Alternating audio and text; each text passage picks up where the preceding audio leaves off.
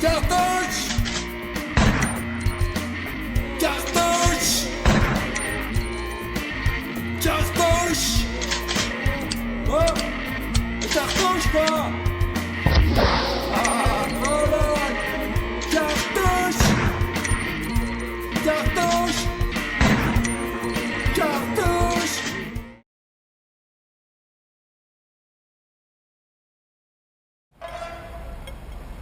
Albert et moi vous conseillons sans tarder un voyage à Hong Kong. Trop bête de manquer ça, un espace provisoire, une espèce en voie d'extinction. L'un de ces mini-États qui va exploser au nom de la réelle politique. Depuis la restitution, à la fin du siècle dernier, de cette concession britannique à la Chine communiste, l'histoire est en marche.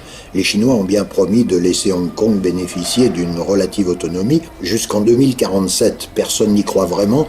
Remarquez, parier aujourd'hui sur le futur de la Chine est l'une des conversations préférées des traders. Pour y aller, il faut acheter son billet d'avion, l'occasion de constater que les jours d'Air France sont comptés.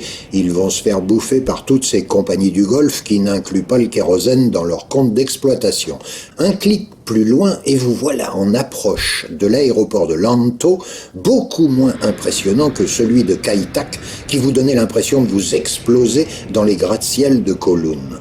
Et là, vous aurez du mal à admettre qu'il y a 150 ans, Hong Kong n'était qu'un port minable de 7000 habitants, littéralement inventé par la marine anglaise et adoubé en raison de sa proximité avec Canton, d'où les Anglais pouvaient acheminer toutes sortes de produits plus ou moins manufacturés, comme l'opium, devenu la panacée de la médecine occidentale. À la charnière 19e-20e siècle, ils se camaient tous comme des bêtes.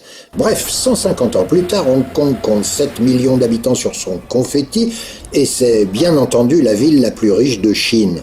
Elle est devenue le 3e centre financier du monde, le 3e port pour le trafic conteneur et la 4e ville la plus chère après Londres, Monaco et New York.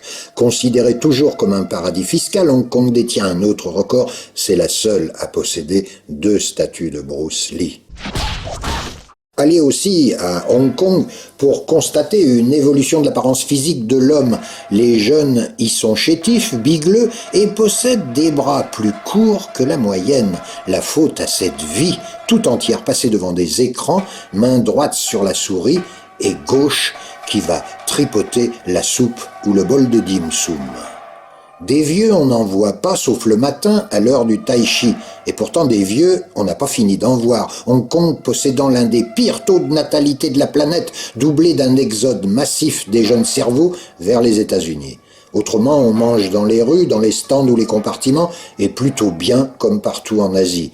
Chasse aux fumeurs, à la rigueur, à l'air libre, mais à côté d'un énorme et stigmatisant cendrier de rue. On stigmatise beaucoup à Hong Kong.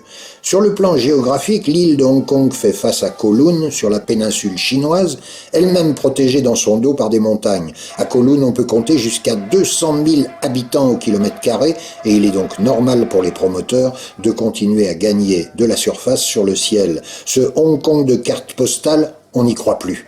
Année après année, une main-d'œuvre misérable arrive en provenance des nouveaux territoires, toutes ces villes nouvelles qui ferment l'accès à la péninsule. Pollution hallucinante, grippe aviaire, inégalité, surconsommation énergétique, corruption, tels sont les mots qui font de la Chine actuelle le pire État capitaliste de la planète. Toute cause qui pourrait entraîner une révolte populaire et l'explosion en vol du modèle chinois, celui qui fait si peur à Jean-Pierre Raffarin et à tous nos robinets d'eau tiède. Non, décidément, même le génial Bruce Lee ne pourrait vaincre autant de dragons maléfiques. Bonne chance.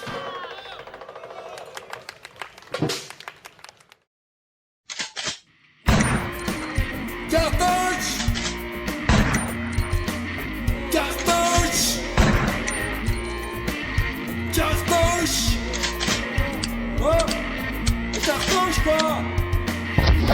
Ah, voilà! Cartouche! Cartouche!